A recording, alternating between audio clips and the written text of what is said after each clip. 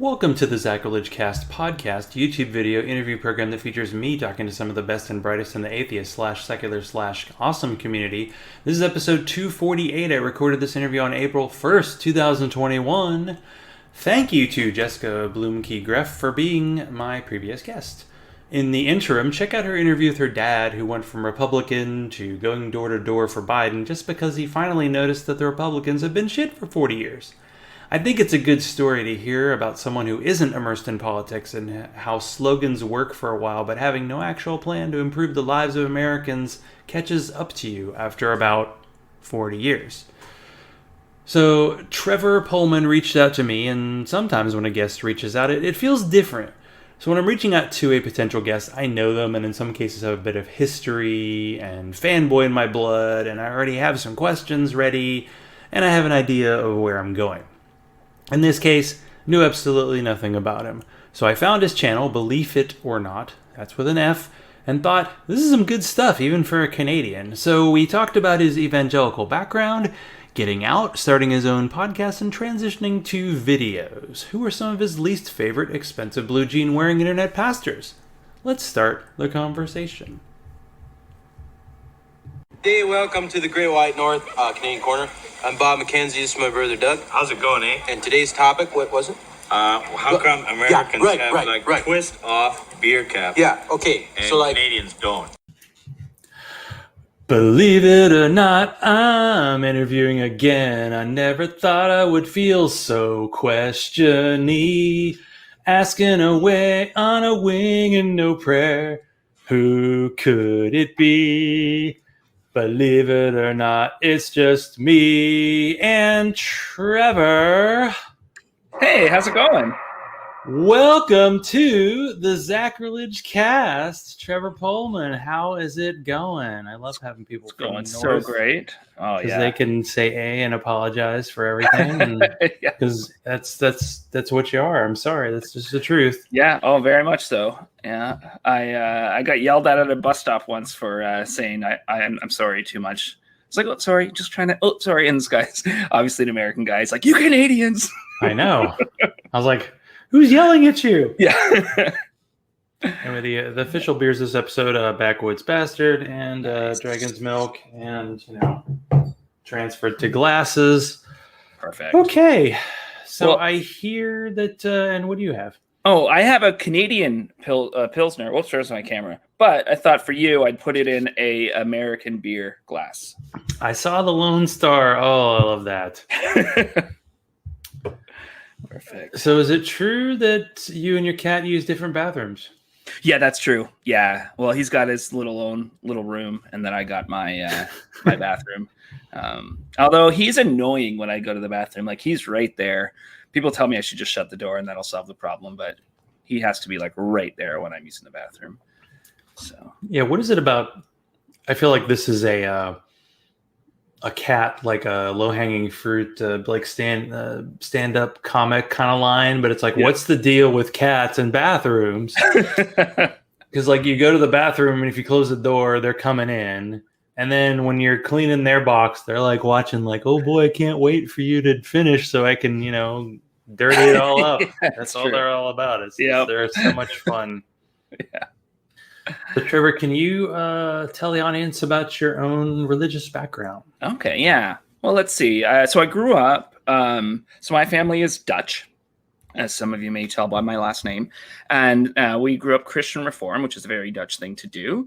And then when I was 6, my dad decided to leave the church we were at, and we joined a church called the Standard Church, which is like from the Holiness movement, started by a guy named R.C. Horner in the the early 1900s. And it's kind of your basic evangelical church. It's like a non-denominational church now. And grew up there, and then I went to Bible college to become a youth pastor. Did that for a couple years, and then eventually became the heathen that I am. I don't know if you have the requisite like expensive genes to be a youth pastor, so you might not qualify for that. Yeah. There's like a certain look that you have to have. I'm intrigued because it's like after all this time and how many different sects of Christianity, I don't know if I've heard of Christian Reform or Standard Church. When did this reform happen? Like, was this like in the like kind of 19th century? Because there was a bunch of or Christian like sects that started in that area. They're well, the Christian Reform, like some of them are called Dutch Reform, some of them are called Canadian Reform, and then there's just the CRC, which is the Christian Reformed Church. But that's from Calvin, like directly, like John Calvin is the best kind of thing. So they're very much like predestination, and what else do I remember from that? I just remember like the reason we left was because my dad was kind of sick my whole life, and he had osteo and rheumatoid arthritis, and he missed like 3 or 4 weeks in a row of going to church. And so we got a call from the consistory, which is like the elders, and to tell him that, hey, we're coming over. And he thought it was to see how he was doing, to see why he was missing church and stuff like that, and if there's anything they could do to help. But it was because my sister was seen going into a store on a Sunday, and they wanted to know what he was going to do to discipline her. So that's when we left and joined this other church. I feel like Canadian Christians would be really good because you're supposed to be like apologizing to God all the time. So you're like the head of the game. Maybe if they did a 10 Commandments with, hockey involved, then we can make some Tim Hortons joke and we got the trifecta going. It's all perfect. Exactly. But what got you out? I mean, you were in long enough to go to like a Bible college, so that was a pretty long time. Yeah, it was a slow process out of it. It starts with like little questions, and then they go into bigger questions, and you start to like, I was involved in like progressive Christianity and stuff like that. So it was like, I thought that was okay because all my struggles were with like, why do we marginalize so many people? And then so if I walk away and go to an LGBTQ affirming church and I do that kind of stuff, then okay, I don't have that like, those questions anymore. But then I still like couldn't just make myself believe this stuff anymore. So eventually kind of had to grapple with my own with my own doubt and face it head first. And one story I tell quite often is it was kind of the tipping point where it's like right near the end, and I was talking to a family member, and I was they were complaining about gay marriage or something like that, and I was like, no, I don't think it's a sin to be gay. I don't think there's anything wrong with that. How could it be a sin to be who you are? And they responded with, well, if you're going to throw out part of the Bible, you might as well throw out the whole Bible. And within a week, I was like, yeah, interesting idea. Yeah, good call. It was pretty much that week that I was like, no, I don't believe anymore. So, I mean, the whole thing about Christianity is like being yourself, which is being like a human being, like let alone like the whole like shooting that happened near me pretty recently was because this guy was like in sex addiction because the church was like, oh, you have normal sexual urges, so there's something wrong with you, and that like led to someone deciding to kill a bunch of people. And it's like just being a human being is wrong. Yeah. And let alone it's like, well, can you have other people that you can consider lesser? And it's like, well, we'll go after gay people, and it's like, well, gay people are kind of okay now, trans people. So there's just like always a different level. But there's a long distance between like, okay, I'm an atheist, and hey, let me start doing an atheist show. So what was the whole idea behind the Believe It or Not show title and starting the podcast? Well, the title was created by Damien, my co-host. He came up with that. We were just brainstorming ideas, and he's like, what about this? And I was like, love it. Like you were saying earlier, I didn't think about the Googleability of it.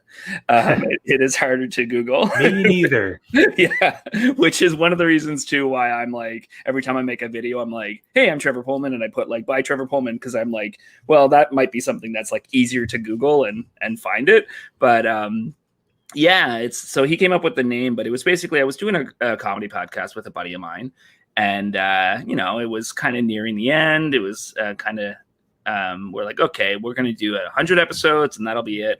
And I knew I wanted to keep podcasting, but I wasn't sure what to podcast about, because I was like, we should probably just have a topic instead of just talking about whatever comes to our mind that day. So I I was listening to atheist podcasts, and I was like, I'll do that.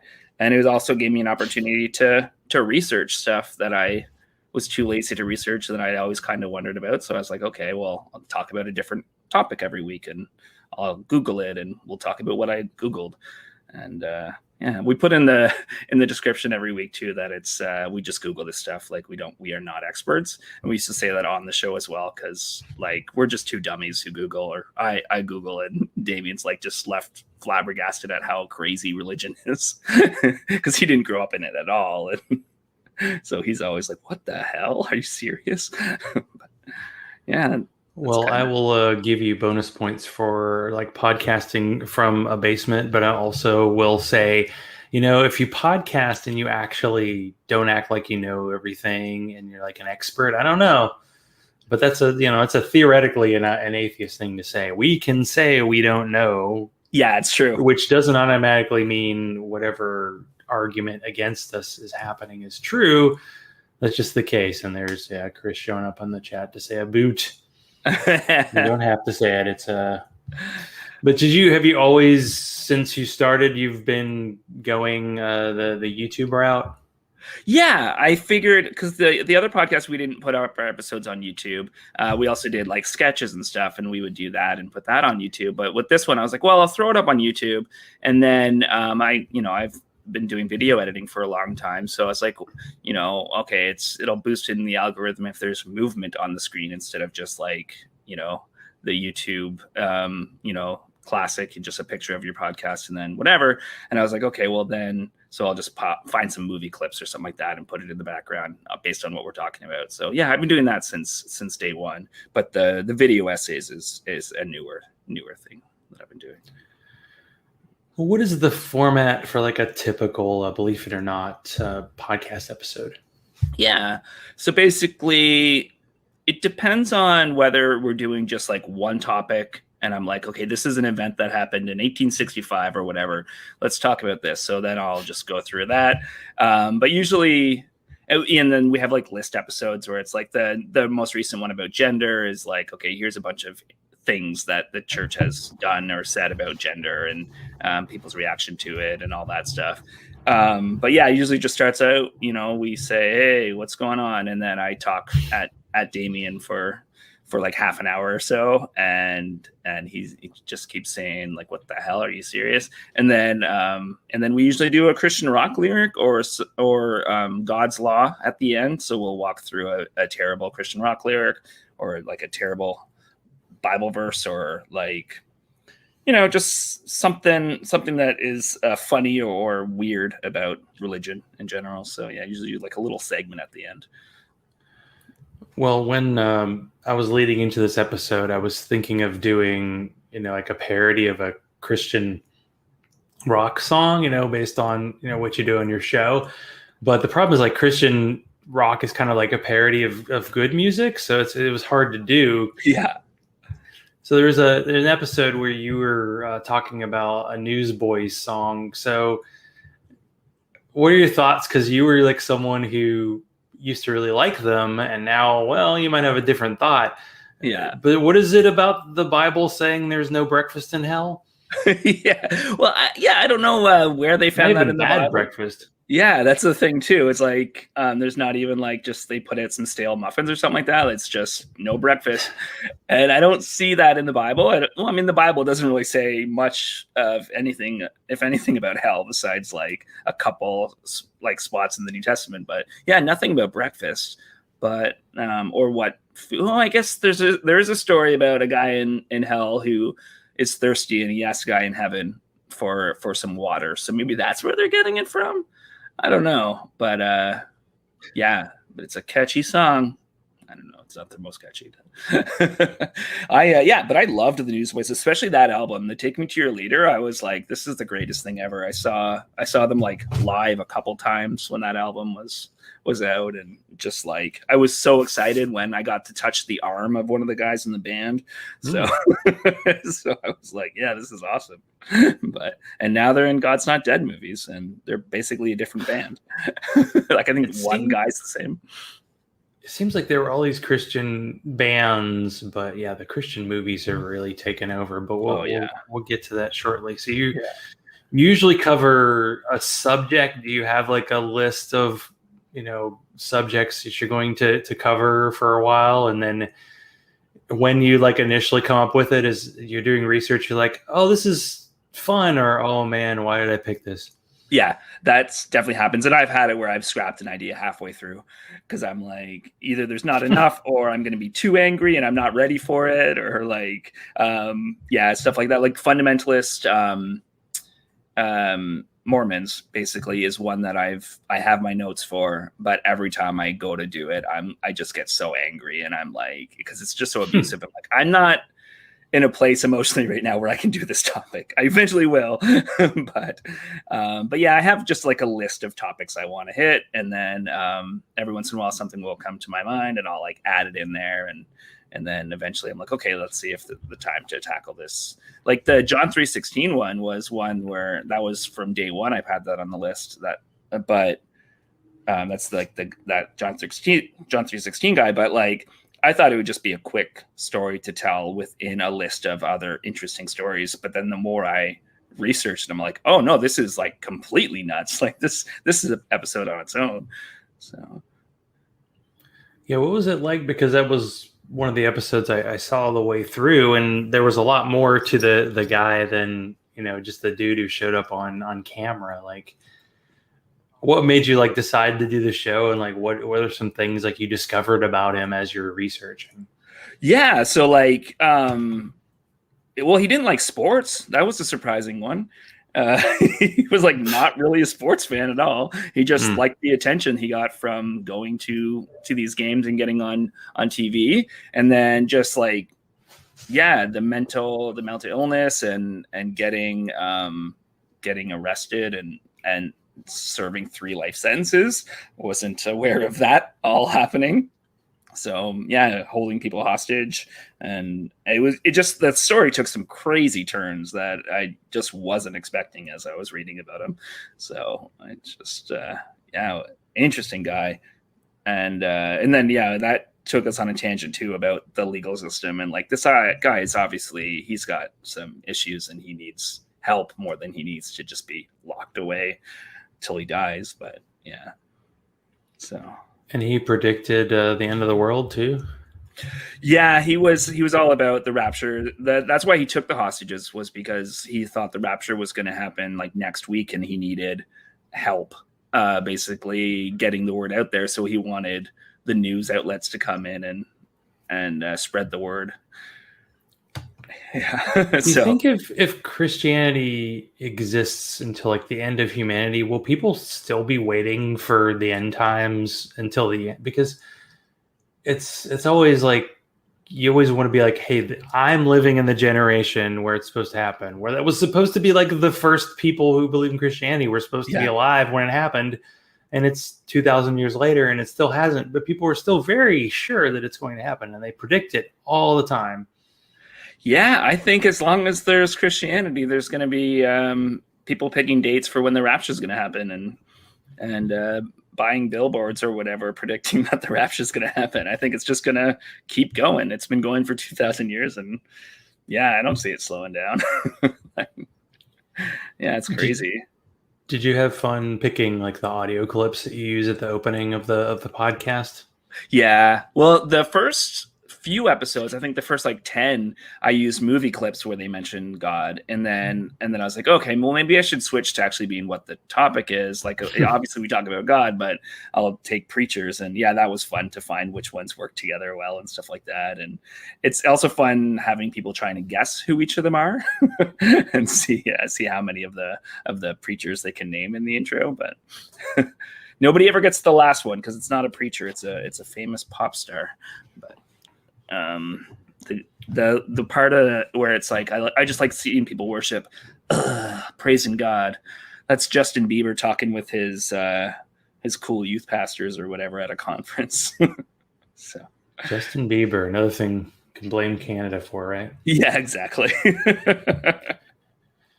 So do we have the first American Great Awakening to blame for today's theatrical preachers? Like the whole concept of that, like people being more fiery and being able to worship in different ways in like the early times of America? Yeah, I think so. I think that has a lot to do with it, and the fact too that there's still tent revivals, and the fact that nobody has found irony in the use of the word revival anymore.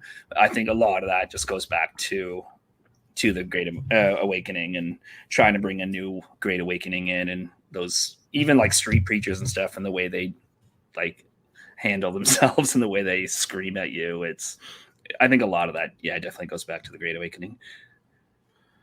How many Great Awakenings have we had? I feel like we've had at least 2, but it seems like now there might be a new one every 2 weeks. Yeah, there's been 2 that have been called that, and then I think a lot of like different denominations and movements will have their own kind of pinpoint where they say this was their Great Awakening, like Azusa Street for the Pentecostals and things like that, where their big kind of moment where they started and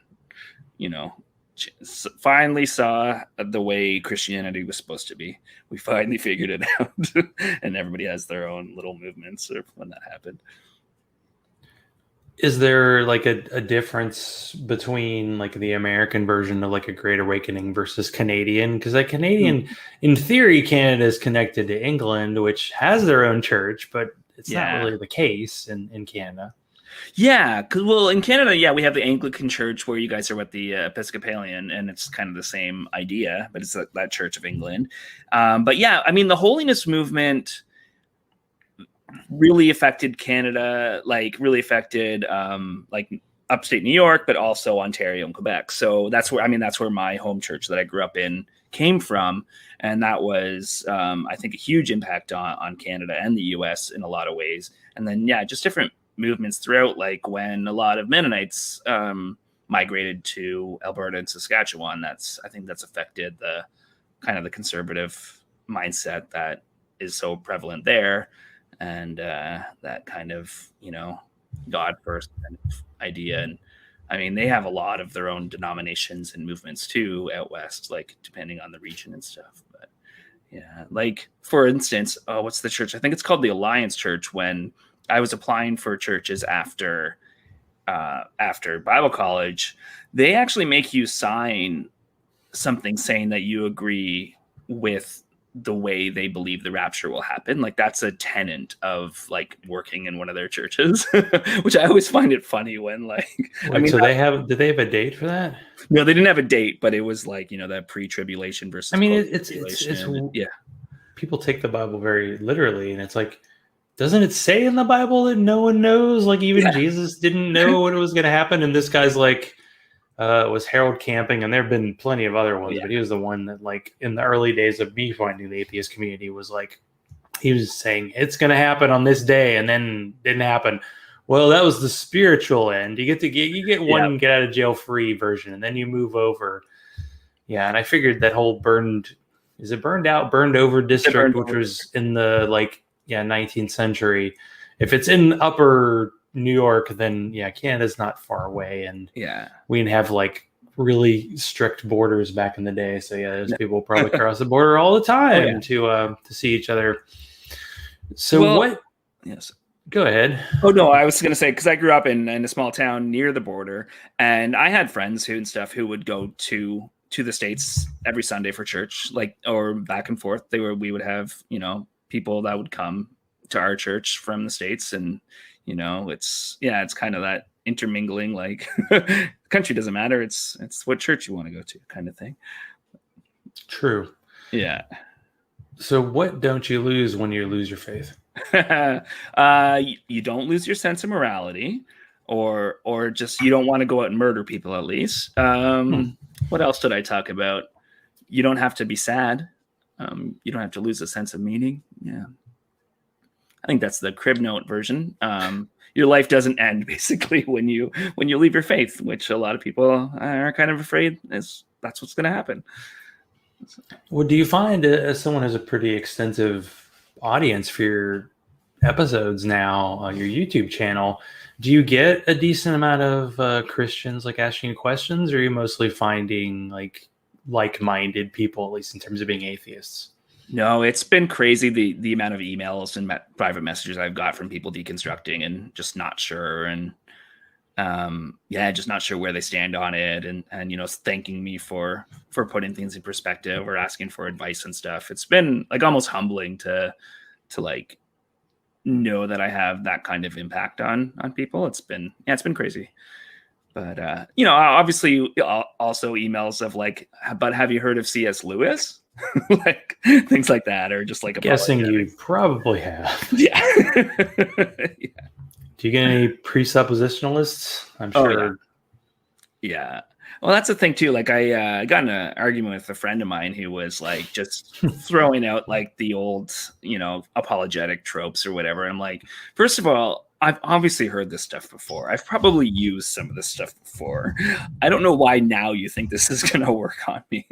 Like, it's just, yeah. But, But I just don't argue with apologetics anymore. I don't have a desire to engage in that. I mean, they can easily Google how wrong they are. I'm not going to be convinced. They're not going to be convinced. But yeah.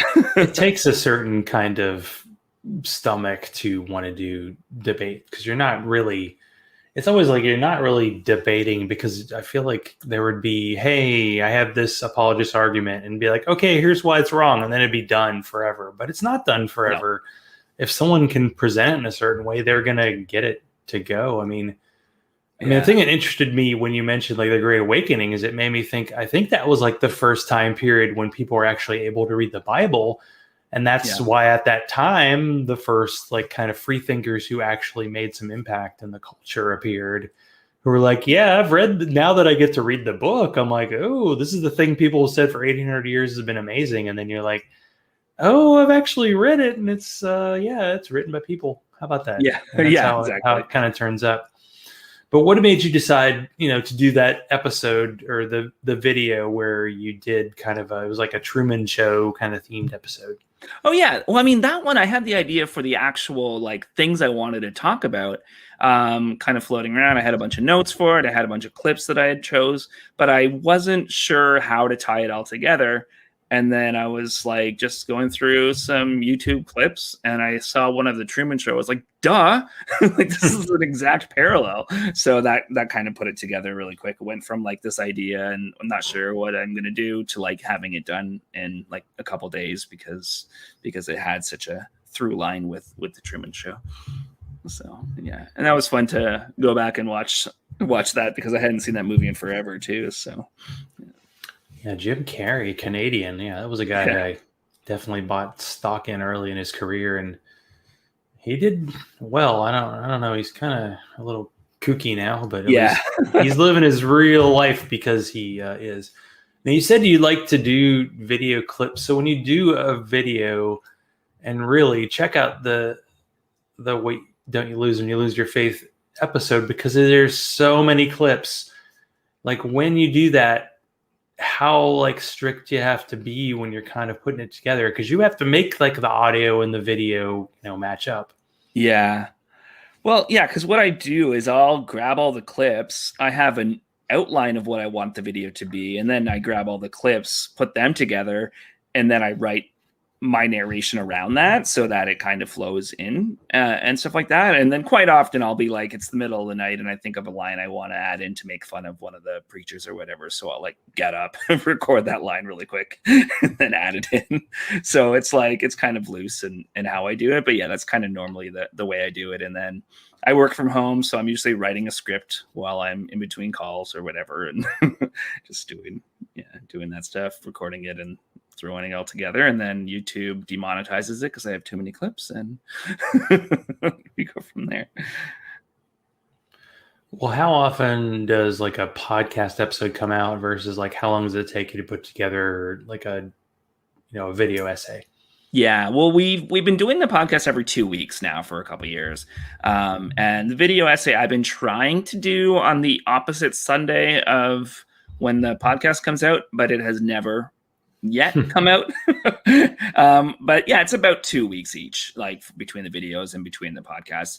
Videos, I want to get them out more. I want to, start doing them at a kind of a higher volume, but yeah, it takes time, and I'm working full time and things like that too. So, and sometimes, yeah, you just need that creative spark, like the Truman Show thing, where it's like, I knew what I wanted the video to say, but I wasn't sure how to say it. And sometimes you just need that like kind of inspiration to get it to that next step. Well, you mentioned that you knew a lawyer in Florida. Deborah just joined. She lives in the Orlando area, so I didn't know if that was the same part of the state or not. Oh, yeah, I know. Yeah, I have a lawyer friend in Florida. Is she watching? Yeah, she's a defense attorney or a public defender, I guess. Yeah. Oh, well, Deborah's not a lawyer, although I think she's done enough to do the bar. She's really into legal everything. So anytime she wants to start talking about legal stuff, I'm like, I'm sorry, but I'm just not as into the legal stuff as you are. But it's it was interesting that you had that contact. Always making these connections. It's very important to do that. Yeah. Create these kind of community. So when you did your video, you had a lot of clips of movies, but you also had a lot of preachers on there. Mm-hmm. Do you have like favorite preachers where you're actually starting to dig their style? Well, I wouldn't say favorite. Because I'm on the phone all day too, I've noticed that I've picked up mannerisms of how I say certain things from some of the preachers, especially like when I'm closing a sale. I feel like it does help to have that like preacher voice, that reassuring preacher voice. But I don't like that about me. Like I don't like that I'm learning from them. But I have a favorite to hate, and that would be Stephen Furtick. Like he annoys the crap out of me. That was the name that I wrote down just because he was the preacher who like wore the really like probably the $200 jeans. Yeah. Like, it's like, I'm the guy, I'm the cool guy. I'm wearing jeans. Yeah. Yeah. And he always has these like little sayings, how he starts off his sermons, and they're always like really bad. Like just, you say one word and then you flip that sentence to make it say the opposite. And that he's all of a sudden said something really wise. And it's like, no, that's like something, a terrible film writer would do. Like it's not a wise statement you just made, but the audience just loves him. It's like a cult of personality there too, and they just like freak out anytime he says anything. Yeah, it's there's a certain kind of definite personality that needs to do that, because they do these like web shows and then they have maybe thousands of people in the audience with them, and it's like it's something else to see. Like I had a friend take me to a church a few years ago, and I went, and it was one of those ones where the guy was in the center and the crowd was all around, and they had the full band. And I'm like, this is like an entertainment spectacle. Like this isn't, I don't know if I got anything out of the actual like lecture. It was just like, this is an experience. Like they're not just going for, I don't know, they're going for something different. But I didn't know. Yeah, exactly. And one of the most interesting things when you find shows that have been monetized, and I think it's like when you get to 1,000 subscribers, that's when you get to it. But any atheist content that lives on YouTube that is monetized, you could probably do a video. I mean, I'm giving you ideas. You already have plenty about the kind of ads that show up on yours, because it's never like progressive anything. It's always like Jesus is real and let me show you why. Yeah. Or Pure Flicks. Yeah, it's all Pure Flicks, Bible colleges. It's all Christian stuff, and that's I get messages about that all the time too. And because I'm new to the game and I've never been like had the option to have ads, I didn't know that you had to go through and like check how many ads were on each video. Like you can actually like go in there and put that. So I had one video, I didn't know it had 7 ads in it. So I was getting complaints about the ads. I'm like, I'm sorry, that's YouTube. And then I looked, I'm like, no, that's me. I'm sorry, everybody. Yeah, the YouTube video, like it used to be 1 at the beginning, and then now there's at least 2 at the beginning, and someone will be in the middle of a sentence on their video and they'll go to an ad. Yeah. And that's just what it is. I mean, they're trying to sell their premium version, almost don't blame them for that. But at the same time, it's like, if you're making any money off of YouTube, they're probably making 5 times as much. And it's just like, I don't think you get any choice to like what kind of videos that show up, because those are the people who have money. Isn't it weird that the people on the Christian conservatives have money? I wonder what that's all about. Where'd they get that? Strange. I thought Jesus said money is bad and we're supposed to be Yeah. poor. Yeah. Apparently that wasn't. That reminds me of one time I knew a guy who would always post stuff. And this was when I was still a Christian, but like more progressive. And he would always post stuff about like gay marriage and things like that, where he wanted, the government to have more control over people's lives. And then he posted something about how against welfare. And I made a comment. I just put a Bible verse in there about feeding the poor. And he's like, yeah, but that's up to us to do. It's not up to the government. I was like, oh, so you don't want the government to be influenced by the Bible, or do you? Like, there's that like disconnect where it's it kind of depends. Like, you think people like want to have a theocracy, but it's like, if you have a theocracy, you're gonna have to pick a flavor of the Bible, and it's probably gonna end up being like Mormonism or it's going to be like our own government. It's going to be like some weird compromise, and it's not going to be anything that's going to make anybody happy in the end. Yeah. But people don't really think of that. It's like, yeah, no, it's good that you should have your religion and you should have your government. It should be separate. Like it's mostly religious people who are like, yeah, separation of church and state is good.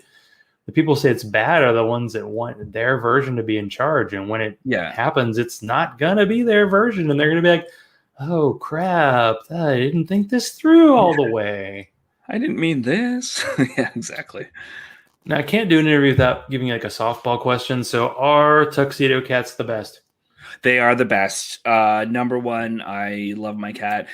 I adopted him during the pandemic, but I'd been wanting a cat for a long time, and it was the best decision that I've ever made. Living by myself in an apartment and working from home, yeah, it's nice to have him around. I love it. You have 2 tuxedo cats, right?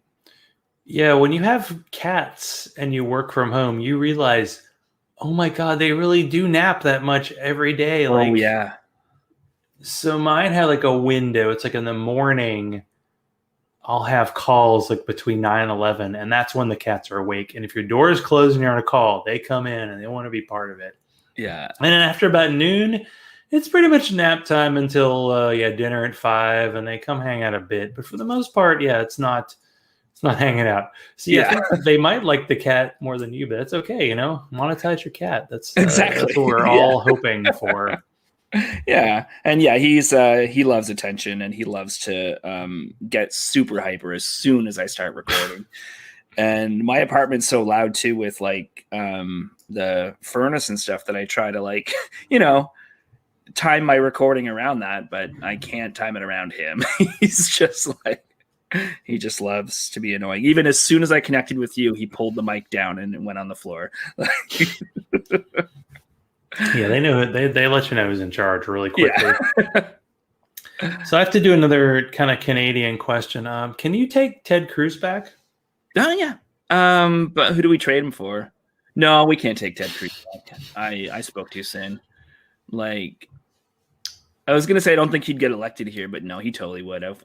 Yeah, with the people we have in office, yeah, he wouldn't. So why are the worst politicians we have like not in any way from that? Like Ted Cruz is from Canada, but he's like Mr. I'm Texas. Josh Hawley's like, I'm a Missouri guy. It's like, dude, you went to an Ivy League school. Stop acting like you're a man of the people. And Marjorie Taylor Greene, not from just north of where I live. Oh god, I live in Georgia. Like, we were like, hey, Georgia, we helped get Biden elected, and we got the 2 senators. And then it's like, oh, yeah, we have a super majority Republican. Anyway, all about that.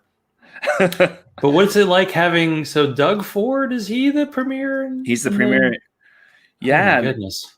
He just, called another lockdown today for... Wait.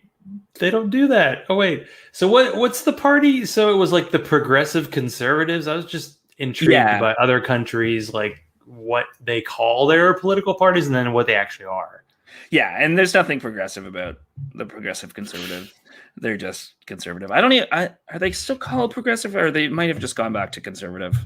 Might as well. Yeah, I think they are. But yeah, and then we have like stuff like the United Conservative Party and like when I was younger, there was the Heritage Party or the Christian Heritage Party or something like that, which might still be around. And they're the ones that are like, we're a Christian nation. And they only ever, I don't know how many seats they ever had, but yeah. So there's a few liberal parties and there's a few conservative parties, but yeah.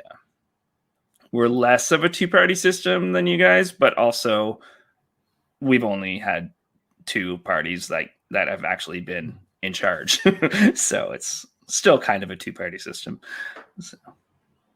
Seems like that's the only way it can go. So why is it that religious people struggle with like gender identity and how anyone can think other than like a two-party system, a two-gender world? Yeah, it's finding a way to justify your bigotry. It's like, because, I guess the Bible says that men can't wear women's clothes and women, but it's like, well, they're still, that's a dumb rule anyway. But it's like, well, that's not who they are. That's a woman. Just because they were born with a penis doesn't mean they're not a woman. But they just can't get their head around that. And just any way to justify your bigotry. And we talked about it on the podcast too, how, there's people who aren't even that religious, or aren't even religious at all, who find a way to justify their bigotry when it comes to gender and say it has to do with science and things like that. And people just want to dislike the other and are afraid of people just suck. I don't know. I mean, that's a good way to put it. Yeah. So speaking of the culture wars, are you using your massive audience to help you get the money so you can buy those little the Satan shoes? Oh, I mean, that'd be cool. I love how outraged people are about it. And like, yeah. People get mad about the devil, and then it's like, he's like, oh, I'm doing a video where I'm like killing the devil, and they're still like mad at him. Yeah. Do you guys know what the devil is? Like, he's the bad guy, right? Yeah. I don't even know. I mean, some of the Christians are like, no, actually, God's in charge of hell, because it doesn't make sense that God has like this nemesis, and then he gives people to this nemesis to torment forever. Yeah, it's a weird system that obviously like it came out of like Roman mythology and other mythologies, and it's just this weird mix of, I don't know how, because the Old Testament really doesn't talk about hell. It's just in the New Testament. They're like, oh yeah, we figured this thing out. And and it's just, Seems like it's post New Testament that like hell became a thing. It was Dante, Bart Ehrman had an entire book about this. How like when the early Christians pretty much thought of hell like the Jews did, where it's like you just don't exist anymore. Yeah. You kind of wander around like, and not like being tortured forever. That was a Christian thing. Yeah. They came later that evolved, strangely enough. Yeah. Yeah. It's funny too how I was talking about how the church evolved over time to have these certain views and stuff like that. Or a lot of it is social evolution too, of like how to keep people in the pews. And like so much of what is preached isn't about like, we're following the Bible. We're following tradition because this has worked for, the last 100 years or the last 300 years or whatever. And so putting the fear of hell into people has worked.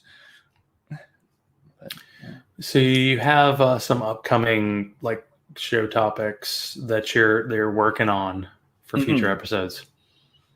What are some that like you're excited about? And you talked about kind of Mormonism. There's a bunch to talk about that.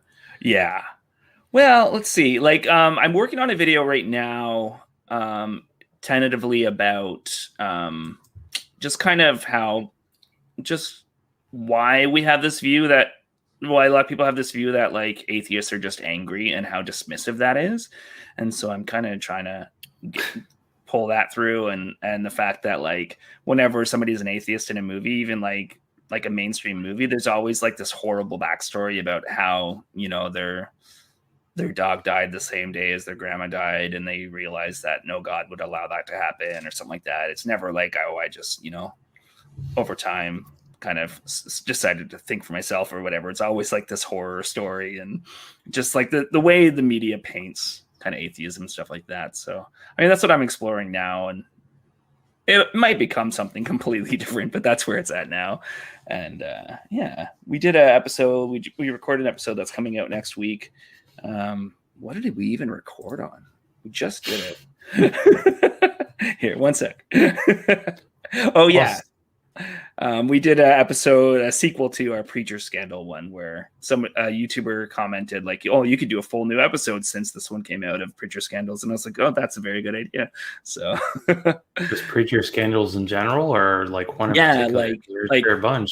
Yeah, oh yeah, there's a bunch. So we talked about like Carl Lentz. That's every month there's a new one. Like there was some guy who was like talking about like women need to be in shape and all that, and like he got in trouble. And and the guy Saitin Bergenkate, who was like this famous apologist, and then he got in trouble because he apparently was having sex with a woman. Oh no! Yeah, it's well, I mean, so much of that too is that like purity culture, sex is bad, and so you don't know how to explore your own sexuality, and then you become a creep who's in charge of a bunch of people's spiritual journey. Like it's No, there are plenty of people making a living off of YouTube who are like, this purity culture, and then they get married, and it's like, what's your love like now that it's like okay by God, when it's been a bad thing your whole life and now it's okay. It's like there's got to be issues about that. Mm-hmm. Oh, there is. I mean, you mentioned that you wouldn't do like reviews of PureFlix movies since like God Awful Movies has kind of cornered that market, but have you had ones that you've seen that you wanted to talk about, or you're like, oh gosh, do we have to talk about this? Well, I rage quit most of them. I did watch something about how like they have like there's an upcoming movie where like John Ratzenberger from like Cheers was like an angel coming down, and I don't remember exactly, but it's like they can get good actors and they can get like decent production values, but it still seems like the writing never quite works out. Like I wonder what that is. And that one is basically, I don't know if you've seen the Nicolas Cage movie. What was it called? Where he goes, his life changes, and he's all of a sudden it's called Family Man. I was going to say he's all of a sudden a family man. But yeah, he's a family man. But that's basically that PureFlix movie is the same exact plot, but with Jesus. So but one movie I did see when I was researching for the PureFlix movie was what was it called? Marriage Retreat. Yeah, Marriage Retreat, because the mainstream one is Couples Retreat, and then the PureFlix version is Marriage Retreat, and it's supposed to be a comedy, but I didn't know where the laughs were supposed to be. You see them, or at least you see the reviews. The thing about the God Awful Movies is like I don't always listen to it because it's like I just don't know if I could actually watch the movie they're talking about, and it's just it's tough. Like I want to at least enjoy it, or to be some kind of escape. Like I don't want to get mad about it. I mean, even though they're trying to sell some kind of lifestyle, I don't know. Yeah. Well, even like, did you ever listen to How Did This Get Made, where they just, like the Paul Scheer and then Jason Mantzoukas, where they review bad movies. They did a live taping at Just for Laughs in Toronto, and so me and some friends went, and we watched this movie for it called Governor Gabby, and it was hard to get through. Like it's just sometimes with bad movies, if they hit that threshold of like this is like way too bad to be bad, so bad it's good. Like this is just really tough to watch. A lot of those PureFlix movies are like that. Yeah, there's certain movies that have entertainment value, and there's some that are just you can't handle it. But so when you want to kind of get away from this, it's kind of a hobby, kind of a second job you do. Mm-hmm. What is something that you do to get away from it all, other than hanging out with the cat? Yeah, pretty much just hanging out with the cat. I love cooking. That's kind of the main one. Cooking or. Do you make poutine? Yes, I make a really good poutine. I'm not even going to lie. There's nothing not to like. The only thing about poutine is like, I like crisp French fries. So if you're going to put something liquid on it, you better eat it right away. Oh yeah.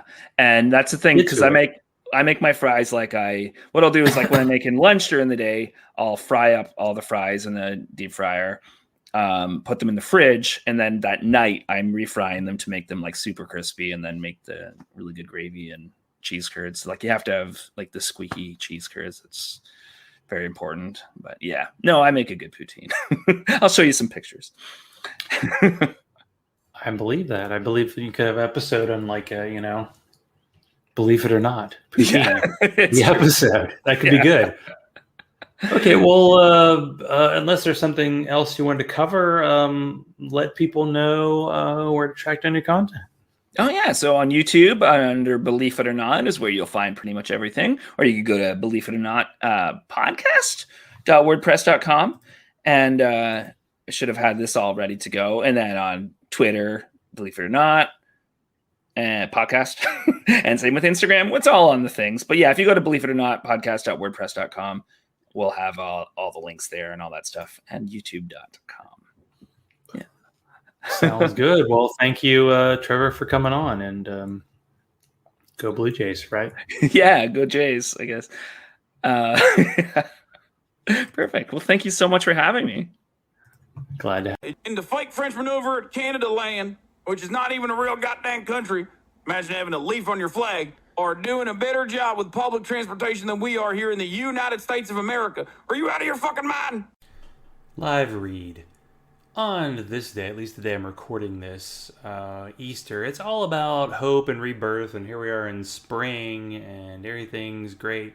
So when we constantly deal with the fact that, we're hopefully getting close to the end of a pandemic, yet we still need to be careful for a while, if not for, an extended while, there is reason for hope.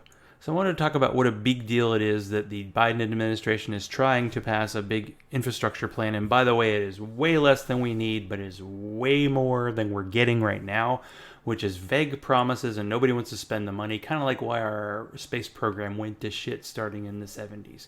You got to invest or else you're not going to get any kind of results.